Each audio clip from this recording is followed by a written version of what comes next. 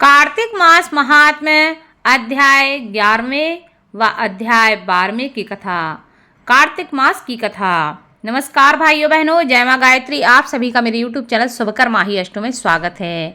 आज की इस वीडियो में सुनते हैं कार्तिक मास महात्म्य के 11वें व 12वें अध्याय की कथा। पिछले अध्याय में आपने सुना था कि जालंधर का विवाह वृंदा नाम की कन्या से विधि पूर्वक संपन्न हुआ। उस विवाह में बहुत बड़ा उत्सव हुआ। श्री शुक्राचार्य के प्रभाव से पत्नी सहित जलंधर दैत्यों का राजा बन गया। एक बार सागर पुत्र जलंधर अपनी पत्नी वृंदा के सहित असुरों से सम्मानित हुआ। सभा में बैठा था, तभी गुरु शुक्राचार्य का वहां आगमन होता है। उनके तेज से सभी दिशाएं प्रकाशित हो गईं। गुरु शुक्राचार्य को आता देखकर सागर पुत्र जलंधर ने असुरों सहित उठकर बड़े आदर से उन्हें प्रणाम किया।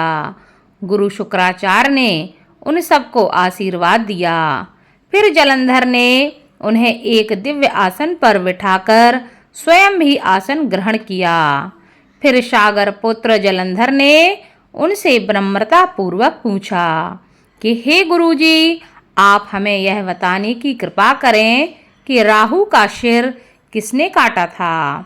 इस पर दैत्य गुरु शुक्राचार्य ने विरोचन पुत्र हिरण्यकश्यपु और उनके धर्मात्मा पौत्र का परिचय देकर देवताओं और असुरों द्वारा समुद्र मंथन की कथा संक्षेप में सुनाते हुए बताया कि जब समुद्र से अमृत निकला तो उस समय देव स्वरूप बनाकर राहु भी अमृत पीने के लिए वहां बैठ गया। इस पर इंद्र के पक्षपाती भगवान विष्णु ने राहु का सिर काट डाला। अपने गुरु के मुख से इस प्रकार के वचन सुनकर जलंधर के क्रोध की सीमा न रही। उनके नेत्र लाल हो गए। फिर उसने अपने धसमर नामक दूत को बुलाया और उसे शुक्राचार्य द्वारा सुनाया गया वृतांत सुनाया। उसके बाद उसने धसमर को आज्ञा दी कि तुम शीघ्र ही इंद्रपुरी में जाकर इंद्र को मेरी शरण में लेकर आओ। धसमर जलंधर का बहुत ही आज्ञाकारी एवं निपुण दूत था। वह जल्दी ही इंद्र की सुधर्मा नामक सभा में जा पहुंचा और जलंधर के शब्दों में इंद्र से कहने लगा, हे देवता धाम, तुमने समुद्र का मंथन क्यों किया है और मेरे पिता के समस्त रत्नों को क्यों ले लिया है? ऐसा कह के तुमने अच्छा नहीं किया। यदि तुम अपना भला चाहते हो तो उन सब रत्नों एवं देवताओं सहित मेरी शरण में आ जा, अन्यथा मैं तेरे राज्य का विध्वंस कर दूंगा। इसमें कुछ भी मिथ्या नहीं है। इंद्र बहुत विस्मित हुआ और कहने लगा, पहले मेरे भय से सागर ने सब पर्वतों को अपनी कुक्षी में क्यों स्थान दिया और उसने मेरे शत्रु दैत्यों की क्यों रक्षा की। इसी कारण मैंने उनके सब रत्न हरण किए हैं। मेरा द्रोही सुखी नहीं रह सकता, इसमें संदेह नहीं है। इंद्र की ऐसी बात सुनकर वह दूत शीघ्र ही जलंधर के पास पहुंचा और सब बातें कह सुनाई। उसे सुनते ही वह दैत्य मारे क्रोध के अपने ओष्ठ फड़फड़ाने लगा और देवताओं पर विजय प्राप्त करने के लिए उसने उद्योग आरंभ किया। फिर तो सब दिशाओं पाताल से करोड़ों करोड़ों दैत्य उसके पास आने लगे। शुंभ निशुंभ आदि करोड़ों सेनापतियों के साथ जलंधर इंद्र से युद्ध करने लगा। शीघ्र ही इंद्र के नंदन वन में उसने अपनी सेना उतार दी। वीरों की शंख ध्वनि और गर्जना से इंद्रपुरी गूंज उठी। अमरावती छोड़ देवता उससे युद्ध करने चले। भयानक मारकाट हुई। असुरों के गुरु शुक्राचार्य अपनी मृत संजीवनी विद्या से और देवगुरु बृहस्पति द्रोणागिरि से औषधि लाकर पिलाते रहे। इस पर जलंधर ने क्रोध होकर कहा कि मेरे हाथ से मरे हुए देवता कैसे जीवित हो जाते हैं?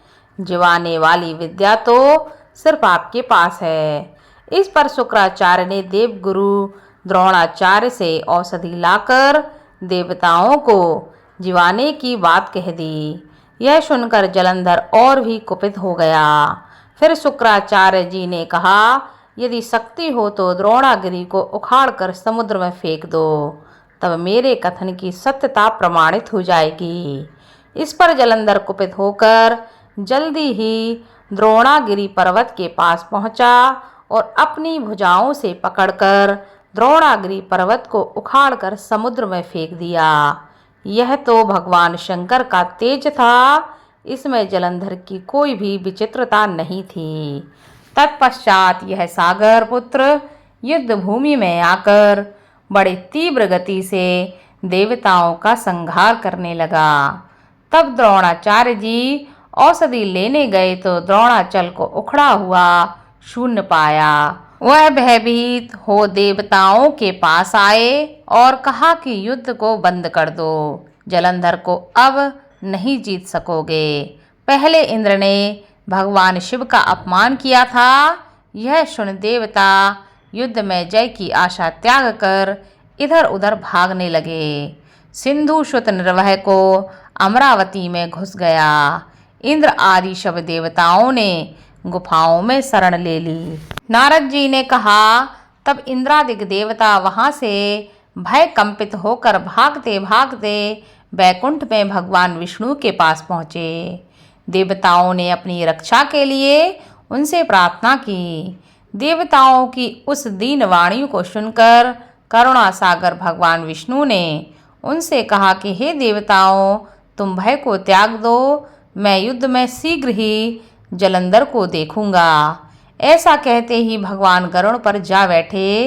तब समुद्र तनया लक्ष्मी जी ने कहा कि हे नाथ, यदि मैं सर्वदा आपकी प्रिया और भक्ता हूँ तो मेरा भाई आप द्वारा युद्ध में नहीं मारा जाना चाहिए। इस पर विष्णु जी ने कहा, अच्छा, यदि तुम्हारी ऐसी ही प्रीति है तो मैं उसे अपने हाथों से नहीं मारूंगा, परंतु युद्ध में अवश्य जाऊंगा, क्योंकि देवताओं ने मेरी बड़ी स्तुति की है।